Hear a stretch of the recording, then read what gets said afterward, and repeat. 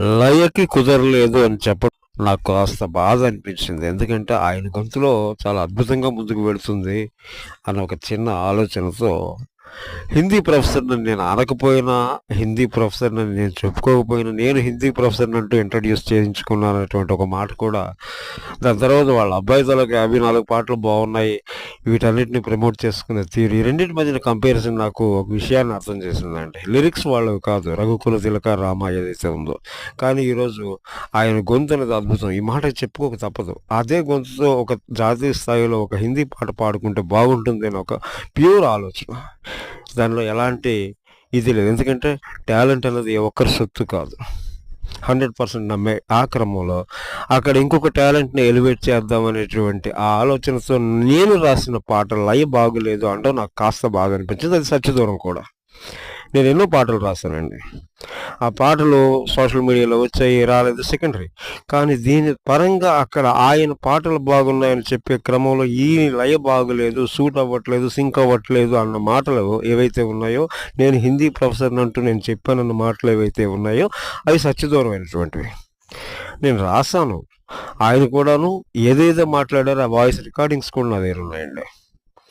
As it ఈస్‌గా మంచిగా చక్కగా ముందుకు తీసుకెళ్దామనే ఉద్దేశంతోనే నేను చెప్పాను, రాశాను. ఈ రోజుకి ఆయన ఒక అత్యద్భుతమైనటువంటి ప్రభుత్వం ముందుకు వెళ్ళాలనేటువంటి ఒక దీంతోనే ఆయన మీద కూడా ఒక పాట రాయడం జరిగింది. కానీ ఎప్పుడైతే ఆ వీడియో నేను నిన్నే చూసా, అది చూసిన తర్వాత ఇమ్మీడియట్‌గా లయ ఎక్కడ దెబ్బతిందో నాకు అర్థం కాలేని క్రమంలో ట్రైలర్ అంటూ ఒక వీడియో రిలీజ్ చేశా.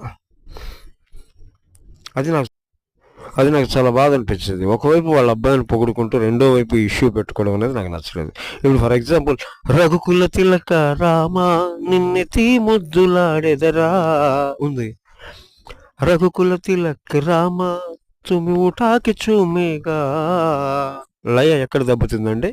ఎస్పి బాలసుబ్రహ్మణ్యం గారు పాడాలి అనుకుంటే ఎన్ని పాటలైనా ఎలాగైనా పాడగలరు. అలా ప్రతి దగ్గర కూడాను లయని ఆయన ప్రతిభావంతంగా, సమర్థవంతంగా తీసుకెళ్ళి కానీ మనకి అక్కడ మనసు లేకపోతే ఖచ్చితంగా నస పెడుతూ వెళ్తుందది. కొసకి లాగలేం దాన్ని. కానీ ఇక్కడ లిరిక్స్ కూడా మనవి కాని పరిస్థితుల్లో మేము మనవి చేసుకునే తీరుని అంత నిర్దాక్షిణ్యంగా డైరెక్ట్‌గా అక్కడ మీ అబ్బాయిని పొగుడుకునే తీరులో దాన్ని ఇంకొకరిని బలి చేయడం అనేది మీ మేలు కోరి, మీ శ్రేయస్సు కోరి మనస్ఫూర్తిగా మిమ్మల్ని ప్రేమించే వాళ్ళని ఇలా దూరం చేసుకుంటారని నేనైతే అనుకోలేదండి.